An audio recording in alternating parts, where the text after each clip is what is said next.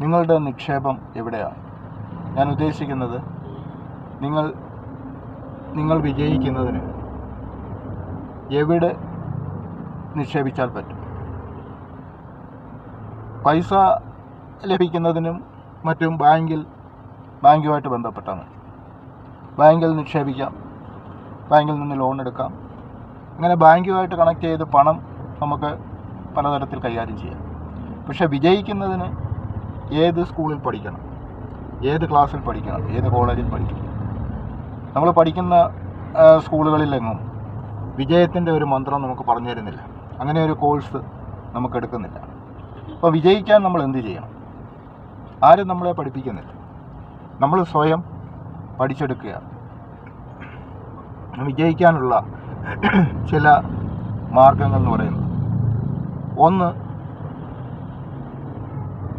നിങ്ങളിലേക്ക് തന്നെ നിക്ഷേപിക്കുക എന്നുള്ളതാണ്. നിങ്ങളിലേക്ക് എന്ത് നിക്ഷേപിക്കണം? നിങ്ങളുടെ അറിവ് നിങ്ങളിലേക്ക് നിക്ഷേപിക്കുക. നമ്മളൊരു കാര്യം മനസ്സിലാക്കുക, ലോകത്തിൽ മഹാന്മാരായിട്ട് തീർന്നിട്ടുള്ളവരൊക്കെ അവരവരുടെ അറിവ് പരമാവധി പ്രയോജനപ്പെടുത്തിയാണ്, അവരുടെ ബുദ്ധി, കഴിവ് എന്നിവ പരമാവധി പ്രയോജനപ്പെടുത്തിയാണ് അവർ ഉന്നതങ്ങളിൽ എത്തിച്ചേർന്നത്. ശരീരം, ചില അവയവങ്ങളെല്ലാം ഏതാണ്ട് എല്ലാവരുടെയും ഒരുപോലെയാണെങ്കിലും ബുദ്ധി, IQ എന്നിവയിലൊക്കെയുള്ള വ്യത്യാസം ഒരാളിനെ ഉയർന്ന ലെവലിലോ അല്ലെങ്കിൽ താഴ്ന്ന ലെവലിലോ എത്തിക്കുന്നു. നമുക്ക് വിജയിക്കാൻ അനവധി അവസരങ്ങളുണ്ട്, നിരവധി ഓപ്പർച്യൂണിറ്റീസ് ഉണ്ട്.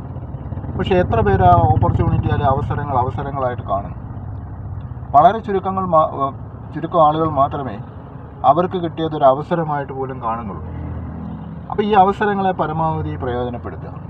ഈ അവസരങ്ങളെ പ്രയോജനപ്പെടുത്തണമെങ്കിൽ നമുക്ക് അതിനനുസരിച്ച് അറിവ് വേണം. ബുദ്ധിയുള്ള ഒരാളിനെ അല്ലെങ്കിൽ അറിവുള്ള ഒരാളിനെ ആർക്കും തോൽപ്പിക്കാൻ കഴിയില്ല. കാരണം ആ അറിവും അയാളുടെ കഴിവും കൂടെ വെച്ച് പരമാവധി അയാൾ പ്രവർത്തിക്കുകയാണെങ്കിൽ അയാൾക്ക് ആ ഉന്നത സ്ഥലങ്ങളിൽ എത്തിച്ചേരാൻ സാധിക്കും. അപ്പം ബുദ്ധി, കഴിവ്. ബുദ്ധി ഉണ്ടെങ്കിൽ നമുക്ക് കുറേശ്ശെയായിട്ട് ആക്ഷനിലേക്ക് കൊണ്ടുവരുന്നതിന് സാധിക്കും. ഈ ബുദ്ധി വികസിപ്പിക്കുന്നതിന് എന്ത് ചെയ്താൽ മതി എന്ന് നമ്മൾ ആലോചിക്കുക. ബുദ്ധി വികസിപ്പിക്കുന്നതിന് നമ്മൾ പരമാവധി ഇന്ന് വിരൽത്തുമ്പിലെല്ലാം നമുക്ക് ലഭിക്കും. അത് കുറേശ്ശെ സമയങ്ങളിലായിട്ട് നമ്മളത് കേൾക്കുകയും കാണുകയും, പുസ്തകങ്ങൾ വായിക്കാം, വീഡിയോസ് കാണാം, ഗൂഗിളിൽ സെർച്ച് ചെയ്യാം. എന്തെല്ലാം മാർഗങ്ങളിൽ കൂടി നമുക്ക് നമ്മുടെ അറിവ് വികസിപ്പിക്കാൻ സാധിക്കും. ഈ മാർഗങ്ങളെല്ലാം നമ്മൾ ഉപയോഗിച്ചിട്ട് ഒരു കാര്യത്തെക്കുറിച്ചുള്ള അറിവ് പരമാവധി നമ്മൾ വർദ്ധിപ്പിക്കണം. അറിവ് വർദ്ധിക്കും തോറും നമുക്ക് ഭയം കുറയും. ആ ഭയം കുറയുന്നതനുസരിച്ച് നമുക്ക് ആക്ഷൻ കൂടുമ്പോഴാണ് അവിടെ നമുക്ക് വിജയം ഉണ്ടാകുന്നത്. അപ്പോൾ നമുക്ക് നമ്മളിലേക്ക് തന്നെ നിക്ഷേപിച്ചുകൊണ്ട് നമ്മുടെ ബുദ്ധിയിലേക്ക് അല്ലെങ്കിൽ നമ്മുടെ ബ്രെയിനിലേക്ക് തന്നെ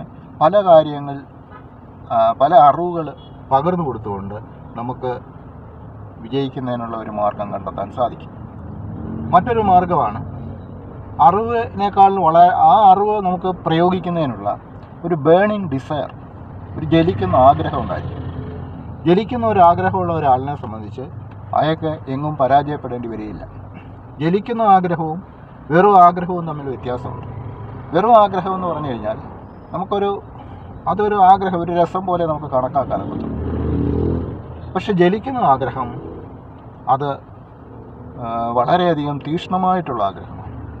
അതിനൊരു ചെറിയ കഥയുണ്ട് മനസ്സിലാക്കാൻ സാധിക്കും. ഒരു നായ ഒരു മുയലിനെ ഇട്ട് ഓടിച്ചു. വളരെ ശക്തിയായിട്ട് രണ്ടുപേരും ഓടി. മുയൽ വളരെ സ്പീഡിൽ ഓടി, നായ അതിനെ പിടിക്കാനായിട്ട് പുറകിന് ഭയങ്കര സ്പീഡിൽ ഓടി. പക്ഷേ നായയ്ക്ക് മുയലിനെ പിടിക്കാൻ കഴിഞ്ഞില്ല. തിരിച്ച് നായയുടെ സുഹൃത്തുക്കളുടെ അടുത്ത് പരാജിതനായിട്ട് ചെന്ന് കഴിഞ്ഞപ്പോൾ നായയോട് മറ്റ് കൂട്ടുകാർ ചോദിച്ചു, ആ ചെറിയ ജീവിയെ നിനക്ക് ഇത്രയും വലിയ ശരീരം കൊണ്ട് പിടിക്കാൻ കഴിഞ്ഞില്ലല്ലോ, അതിനേക്കാളൊക്കെ സ്പീഡിൽ ഓടാൻ നിനക്ക് കഴിയുമല്ലോ, എന്തുകൊണ്ട് നിനക്കതിനെ പിടിക്കാൻ കഴിഞ്ഞില്ല? അപ്പോൾ നായ പറഞ്ഞത്, അതിന് ജീവന് വേണ്ടിയിട്ട് ഓടിയതാണ്, ഞാനോ വെറും ഒരു രസത്തിന് വേണ്ടിയിട്ട്.